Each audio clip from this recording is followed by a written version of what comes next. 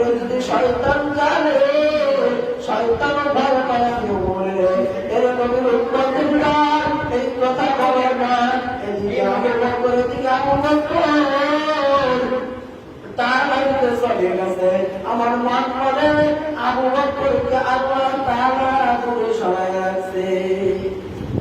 আল্লাহ তাআলা দূরে সরাই রাখিয়া যখন আবু বকর বাড়িতে চলে গেল, বাড়িতে যাওয়ার পর শুনে নবীজি আর দুনিয়ায় নাই, মদিনায় যখন সরাসরি গেল আমার নবী আর দুনিয়ায় নাই। এই কথা বলার পর আবু বকর আয়েশা আম্মা জানদের অনুমতি দিয়া ভিতরে ঢুকিয়া নবীর চেহারা মুবারকের চাদরটা সরাইয়া নবীর কপালের ভিতরে একটা চুম্বন লাগিয়া ডাক দিয়া বলে, নবী পয়গম্বর দুনিয়ার যত সফর গেছে আবু বকরের ছাড়া জান্নাত, আজকে কিভাবে আপনি আবু বকরের ছাড়া সফরে গেলেন? এই কথা বলে আর কান্না করে, আল্লাহ রাসূল এই কথা বলে কান্না করে। আবু বকরের কান্না হযরত বেলাল পাকড়ে গুছায় মদিনায় থাকবে না। আবু হুরায়রা কয়, ভাই বেলাল কোথায় যাও? বেলাল ডাক দিয়ে বলে, ও আবু হুরায়রা, যে মদিনায় ওই মদিনায় বেলাল থাকবে না।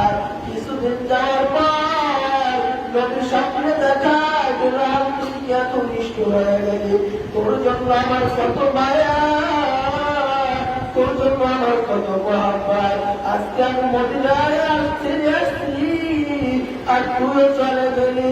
এই কথা বলার পর বেলাল আবার মদিনায় যখন আসলো, মদিনার ছোট ছোট বাচ্চারা মা তোদের বলে, মা বেলাল যেহেতু আসে মনে হয় বেলালের নবীও আসবে।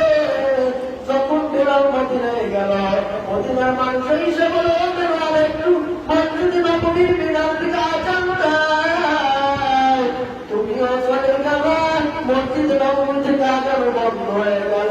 বেলাল তোর কথাই শুনে না, আজান দিবে না। মদিনার লোকেরা কয়, নবীজির পরিবার হাসান হোসেনকে রাখো।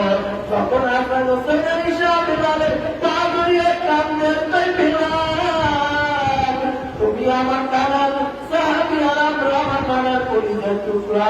ও বেলাল আমাদের দিকে তাকাইল, নবীর কথা মনে পড়ে না রে বেলাল। এই কথা বলার পর বেলাল মসজিদে নববীতে আজান দিল। যখন বেলাল বলল, আল্লাহু আকবার আল্লাহু আকবার, আশহাদু আল্লা ইলাহা ইল্লাল্লাহ আশহাদু আল্লা ইলাহা ইল্লাল্লাহ, নবী বেলাল যখন বলল আশহাদু আন্না মুহাম্মাদুর রাসূলুল্লাহ, বেলাল বলার সাথে সাথে বেলাল অজ্ঞান হয়ে জমিনে পড়ে গেল। যখন বেলাল হুঁশে আসলো, মদিনার লোকেরা বলে, বেলাল তুমি অজ্ঞান হয়ে পড়লা কেন?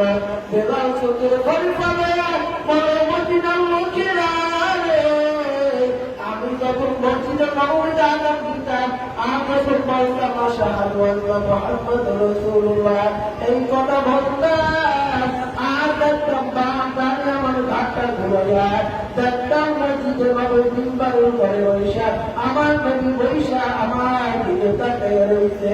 এখন যখন ঘাটটা ঘুরে দেখি মিম্বারের জায়গায় মিম্বার করা, আমার নবীরা দেখতে পাই না। আমি বেলাল সহ্য করতে পারি না,